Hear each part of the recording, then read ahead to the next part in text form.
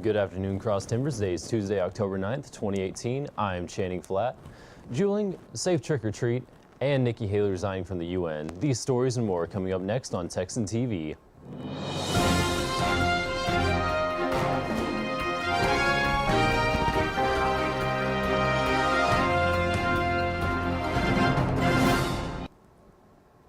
In campus news, juuling has become quite the trend among college students, but why? Quincy Fraser talked to different Tarleton students to get their perspective on what's being considered the new version of vaping. I think it was meant to get people off of smoking, but teenagers have kind of taken that with everything else as another bad habit. You really think about it, do all these people really have an addiction to cigarettes? I don't think so. I think they're just doing it because their friend got a Juul, and so they want to be cool like their friend, and they get a Juul too. And next thing you know, all their friends have Juuls, and now everyone has a Juul. You know, I think it's no different from our generation than it was in the 50s and the 60s, because I remember my grandmother would always tell me how she would ride around in her car and smoke. So convenient that, and you can hide it so easily. You won't even know that you have one. It's just so easy to hide. They're not good for you. There's been multiple accounts and multiple sent to the hospital because of the fact that they will damage your lungs, damage your throat, damage your breathing, damage yourself, and the thing itself is not safe to use. It's sort of like personally, when I found out how much nicotine was in it, it kind of turned me off to it because I don't believe in all that. I kind of know what it does to the body, so I just kind of don't want that in my body. In other campus news, October is Domestic Violence Awareness Month. Student counseling services will be providing presentations throughout the month, beginning Wednesday, October 10th in the Business Building from 9 to 11 a.m. Student organizations and professors had the opportunity to schedule presentations with student counseling services. For more information on Domestic Violence Awareness Month or to schedule a presentation, you can contact the Student Counseling Services at 254-968-9044 or email savp@tarleton.edu. In local news, the Safe Trick-or-Treat event in Stephenville is scheduled for October 31st from 5 to 7 at the Downtown Square and Plaza. There will also be a costume contest with 5 age groups and 5 prizes per age group. Funniest, cutest, scariest, most creative, and best homemade costume. More than 3,000 kids are expected to attend this year. Businesses and organizations can also sponsor the event. For more information about the Safe Trick-or-Treat event or how to become a sponsor, contact the Stephenville Chamber of Commerce at 254-965-5313. In other local news, according to the Stephenville Empire Tribune, 2 corgis are looking for their forever home together. Fred and Ginger are 2 corgi mixed breeds now available for adoption at the Erath County Humane Society and are about 2 to 3 years old.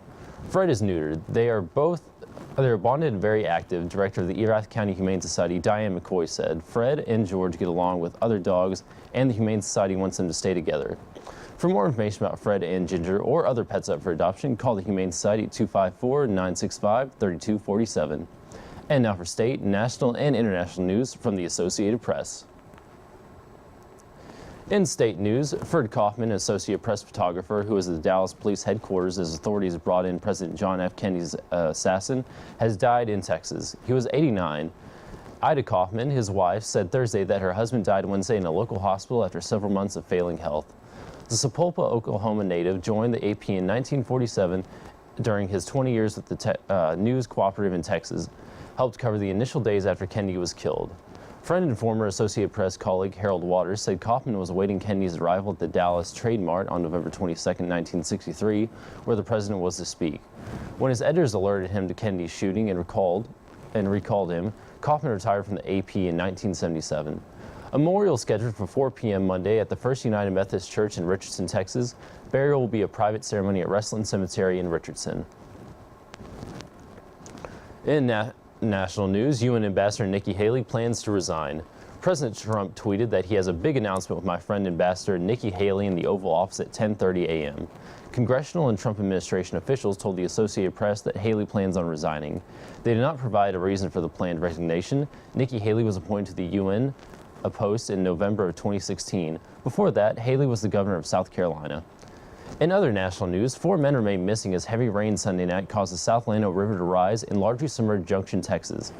Emergency crews looked for workers who had disappeared when their vehicle was swept away by raging floodwaters on Monday, but discontinued the search as darkness fell and more heavy rain set in. Emergency crews are set to continue their search today. National Weather Service meteorologist Stephen Harrison said more than 12 inches of rain has fallen in the area since Sunday, and that more is expected. There's still the possibility some more flooding could occur in that area, Harrison said. In international news, a journalist was raped and killed after reporting on possible misuse of European Union funds in Bulgaria. The body of 30-year-old Victoria Marinova was dumped near the Danube River on Saturday. Marinova directed a small Bulgarian station called TVN, and she was a TV presenter for 2 investigative programs. Bulgarian police said they're considering all possible scenarios by examining both the personal and professional lives of Marinova.